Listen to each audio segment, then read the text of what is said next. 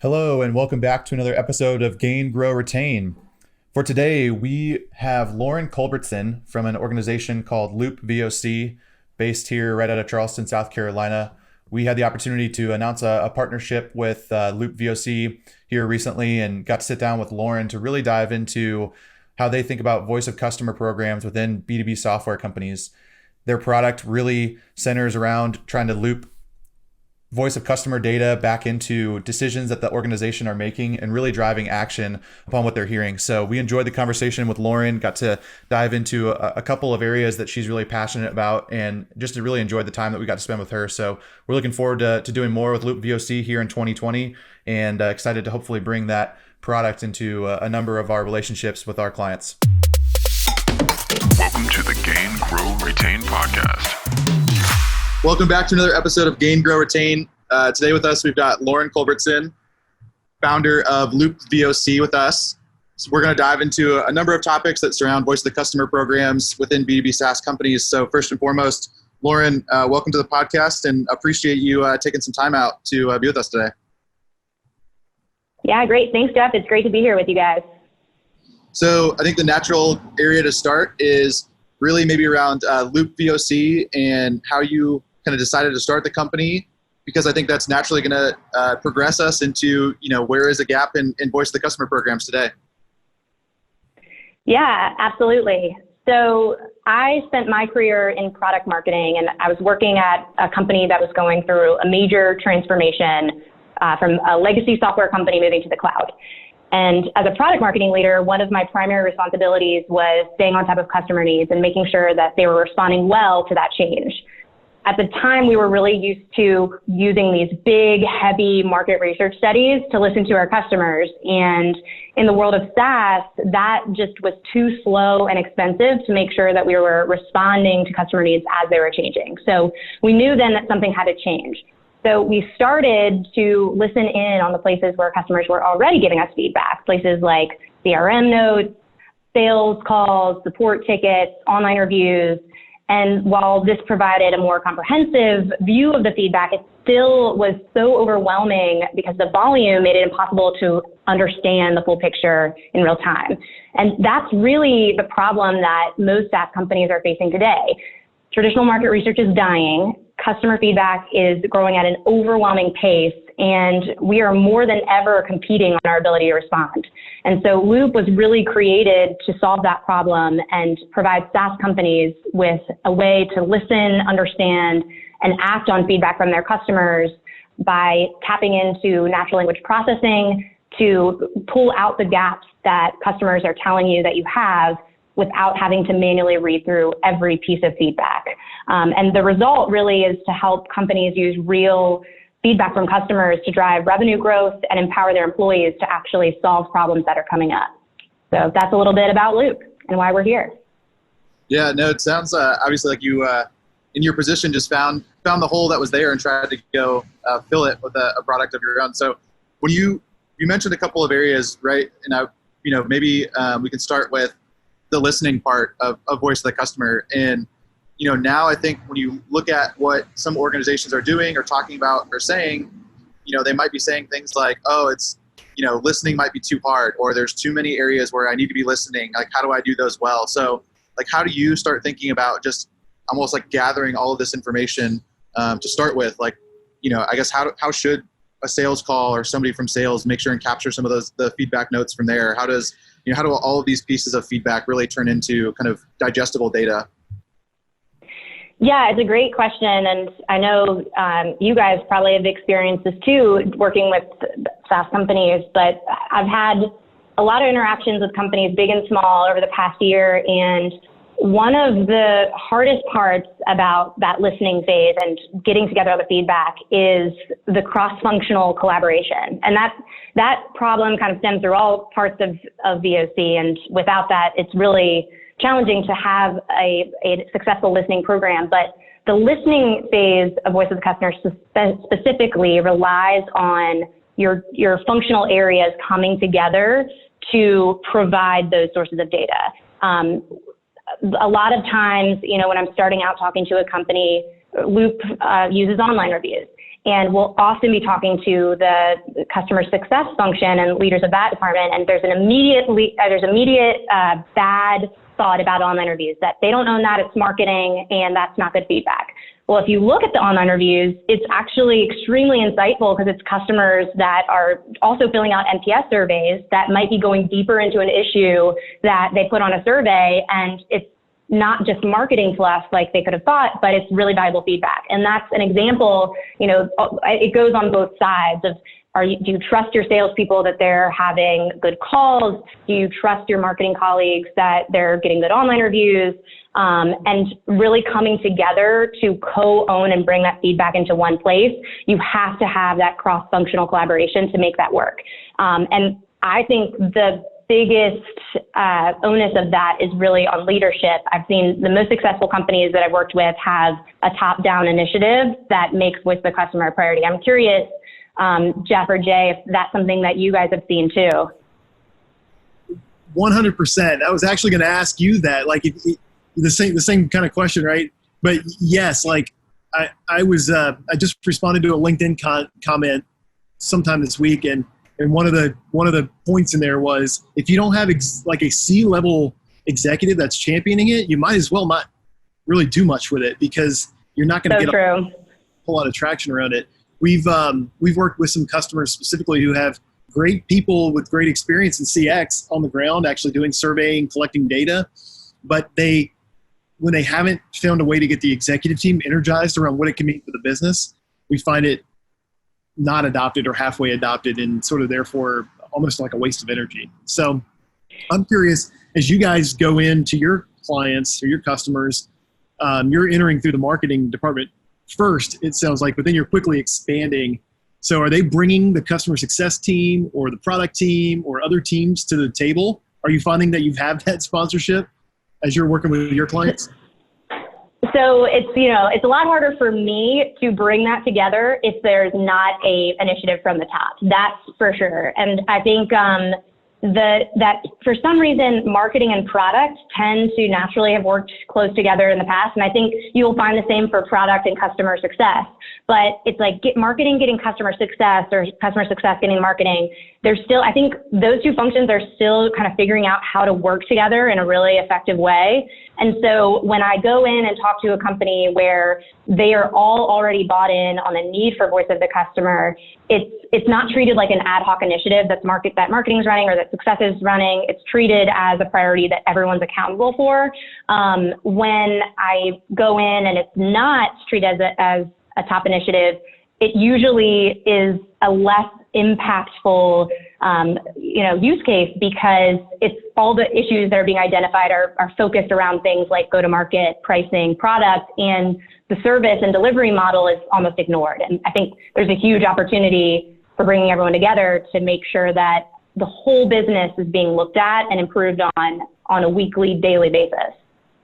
Well, it sounds like a good way for you to segment your customers, right? And their intent. Yeah. Because there's a different engagement model if everybody's bought in and you're doing something big versus, hey, we're trying to hone in on whether our pricing is right now. Yeah.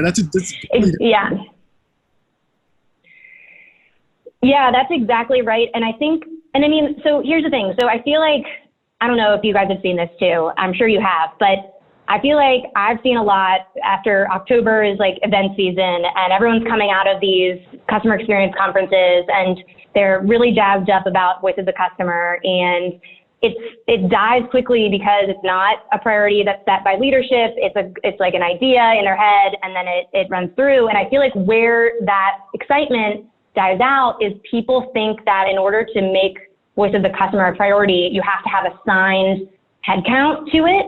And where I've seen most success, I'm curious what you guys have seen, is actually having more of a tiger team where there's fractional people from each function participating, and even like assigning a role from one of the functions to be the quarterback of the initiative, and then setting up representation from each team. That's actually been more successful, but I found that a lot of companies at first are immediately thinking, I need a full-time person and I can't get that, and that's where it kind of dies on the vine. I'm curious, have you seen that when you've been talking to your clients?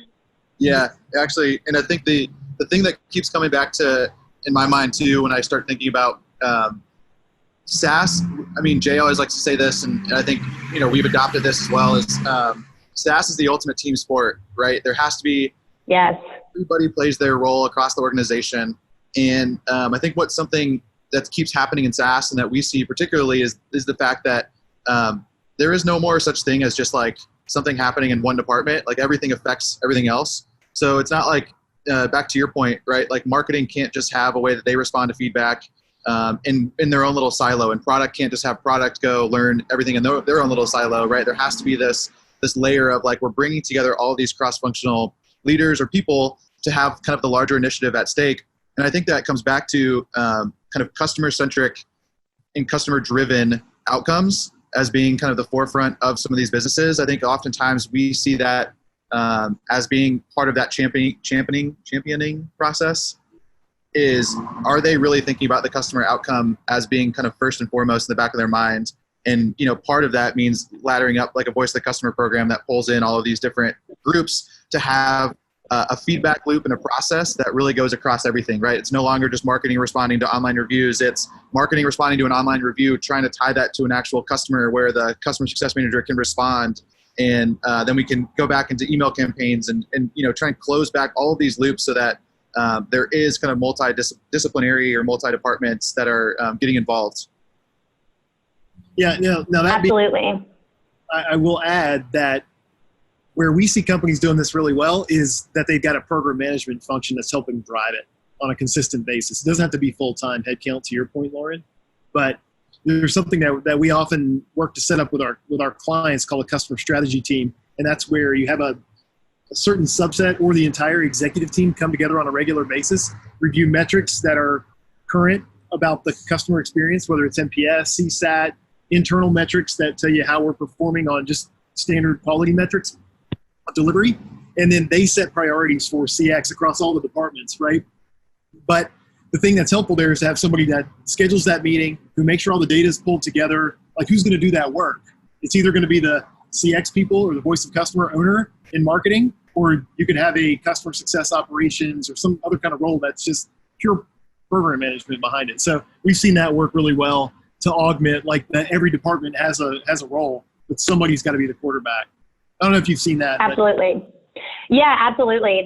I totally agree. I think that is the key. Is, I like how you put it, the programmatic approach to making sure everyone's coming together on a regular basis, holding stakeholders accountable. And I mean, my thought is, because I was that quarterback at my previous company for doing the voice of the customer program. And I will tell you, the meetings were 101% more effective when there was leadership presence. Even if they were just sitting in the room, every function showed up, they exposed the issues, we got things done. And having just leadership presence and buy-in, it's automatically going to motivate people to show up and bring their best selves and be bought in. And, after a while, leaders don't have to attend every meeting, but especially when you're kicking it off, there's no better way that I've seen to get people to really buy into something than if their boss's boss's boss is going to be there and expecting them to do it. So, absolutely. Like, they've got to know that executives care. Yeah, exactly. Exactly. Be a priority. And even better, yeah. If the company scorecard and the company all hands meetings, we talk about it. And I mean, it's just like any other initiative. If it's important and if you talk about it, you repeat the message and have executive level sponsorship, which is active and not just lip service, then it will be an important initiative, right? And it will probably, that.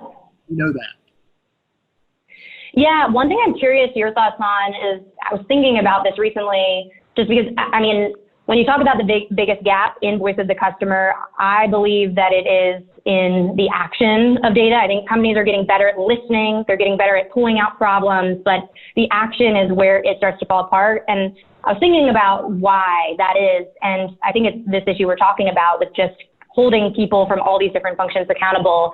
And I was starting to think about incentives and how, like, directly you tie incentives to employees that are related to these customer experience metrics. Jay, I know that you've talked a lot about these types of metrics that we should be measuring ourselves on. How do you feel about holding people's bonuses to those things? Is that too far? Is that helpful? What are your thoughts? It's an interesting question, isn't it?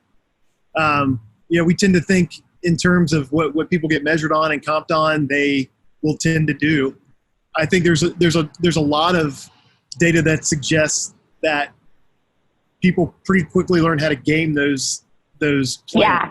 right? We know our sales teams figure that out pretty easily, and marketing, some of the more traditional kind of marketing metrics will figure out how to game that. That's why Yep. I think so. Yes, as long as it's company wide.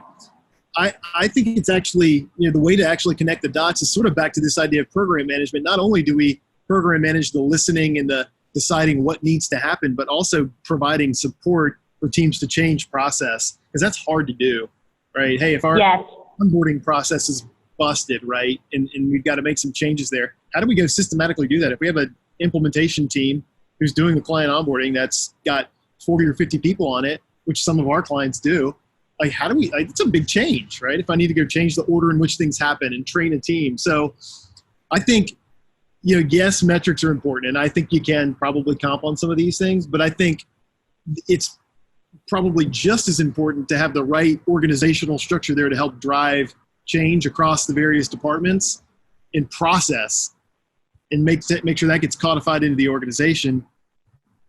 And then, bonus people on it. Because otherwise they're going to game it. If they don't really have the capability to get it done within their department, or certainly across departments, right, where it gets really, really fuzzy is when you have, say you're trying to make the sales to service transition better. Well, now you've got sales and services that you've got to force to work together.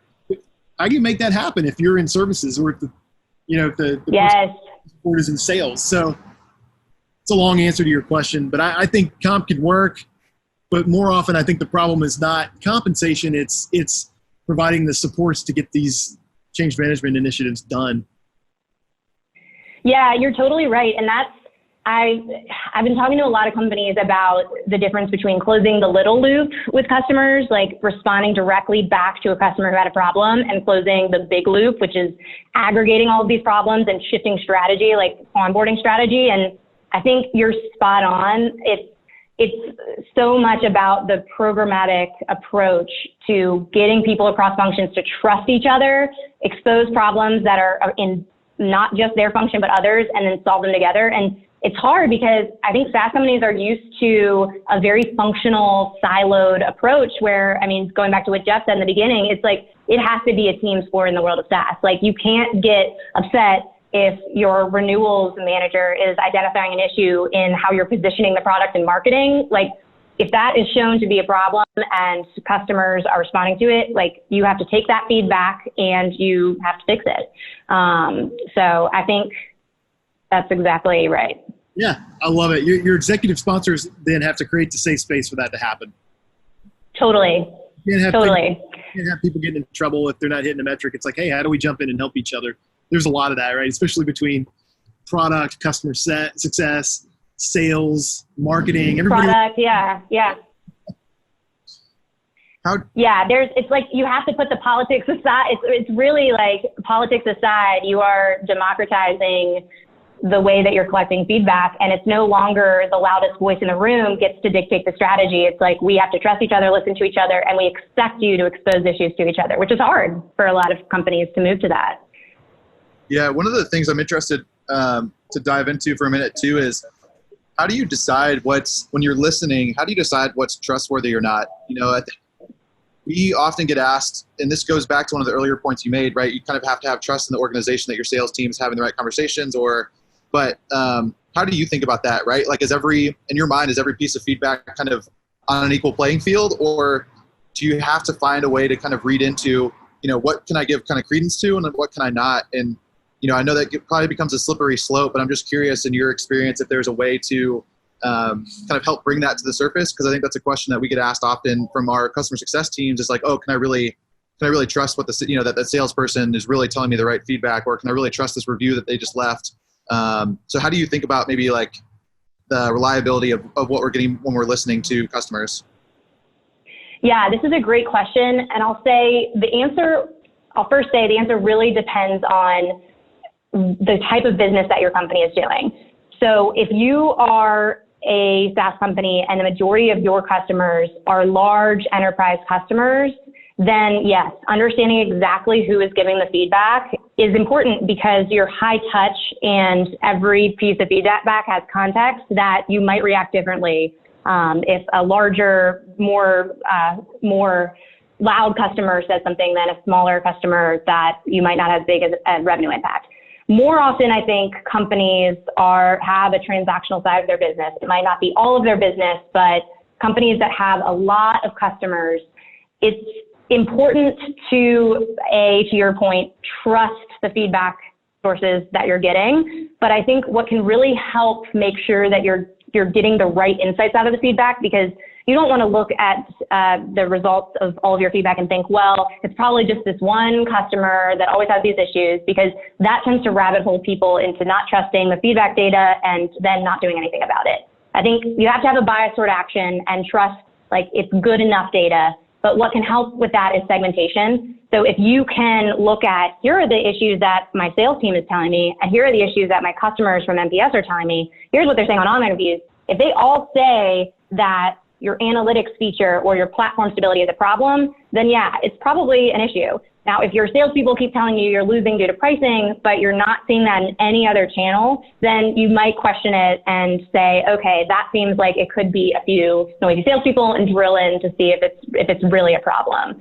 So I think segmentation is really a good way around that if it's an important part of your strategy to have a more transactional approach to customer listening. I also think, to add to that, you can do qualitative on anything that you hear, right? That's what a lot of people, I feel like. So true.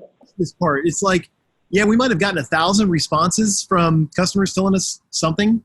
Maybe it's an NPS survey, right? But like, call 15 of them. Just call 15 of them. Validate what you think you heard in the data. And by the way, you're probably going to learn 5 other things that you need to pay attention to when you do that. And it's representative of the other 1,000. So I love that, because it's like, okay, you have all this feedback and it's giving you a compass of where you should be focusing your attention on, but that's not the end of it. It's like, you need to get to the root cause, and the best way to do that is by connecting with your customers. Couldn't agree more. We mentioned a little bit about listening. We talked a little bit about acting, and we kind of jumped over analyzing just a little bit. So I know we've got maybe a few minutes more of your time, but how do you think about kind of analyzing the data, kind of in between the listening and acting, and, what have been some of the good processes or ways that you think that companies have synthesized that data together and really come out with kind of actionable items? So how do you kind of think about the intermediary there, and is there a particular meeting that's happening? Is there somebody who's combing through the comments? Like, what's the ideal state when you think about that process? Yeah, so when it comes to understanding what your customers are saying and really identifying the issues, this is where I am a biased advocate that technology has to support that. I still talk to so many companies that are combing through verbatim text responses from NPS surveys, from CRM notes, win-loss notes, and it is not only time consuming, but it becomes inaccurate, because you ask anyone who has gone through hundreds of pieces of feedback how much their brain is working when they get to feedback number 400 in a row, and they are missing some things of what's being talked about. And so we live in a time where people are talking about artificial intelligence and machine learning, and that sounds cool or scary. But what's really cool about it for customer experience professionals is that natural language processing, which is a form of machine learning, can make voice of the customer so much easier. And there's more and more solutions that are helping in various ways on this, but just being able to use technology to pull out the common themes from your text is really the way that voice of the customer is going. Before you can, if you want to take baby steps, I would say use tools that can help you tag feedback more efficiently. So, using a spreadsheet is probably the slowest way that you can identify common issues, just because it's brain frying. But there's tools where you can input your data and tag it, where it's more effective than just using a spreadsheet. But I think really there's no reason that companies shouldn't invest in tools that will help save them tons of hours combing through feedback and do it more accurately than technology, especially just the time that we're in with machine learning and natural language processing. I would say it probably adds consistency too, right? Because Yep. We have a lot of turnover in marketing and in every role. I mean, people don't stay in jobs as long as they used to, but if I analyze the data, I might see something different than you. And so Yep. for a period of time, we're going to get inconsistent results that way. Exactly. And it makes it so like that's not the value add part of the process, right? The listening and the analyzing isn't the value add. The value add is how you act on the data. And if you can put all of your brain and all of your best people's brains towards figuring out how you're going to solve these problems that are coming up, like that's what you want, right? You don't want to spend all of your time manually reviewing this feedback. You want to be strategizing on the best way to respond. Yeah, makes a ton of sense. So we always like to ask one final question. And what, if you looked at your whiteboard, if you looked at your calendar, if you looked at your to-do list, like what is one thing that you know you have to get done before the end of next week? Oh man, I know that I have to build out the product requirements for a major feature that we are building to help customize some of the work we're doing. So I've been putting it off because it's pretty technical, but that's one thing I have to do next week. Intrigued now for sure. Yeah, definitely. Yeah. Awesome. We'll have to find another time to do this, especially since we're both in Charleston, but we're excited to see where LoopVOC continues to go, and we appreciate you taking some time to hop on the phone today. Awesome. Same to you, and I look forward to connecting with you guys soon. Hey guys, thanks so much for taking the time to listen to the Gain, Grow, Retain podcast. If you liked what you heard, please take a moment and share the podcast with your friends and colleagues and subscribe. We really appreciate it. Talk to you soon.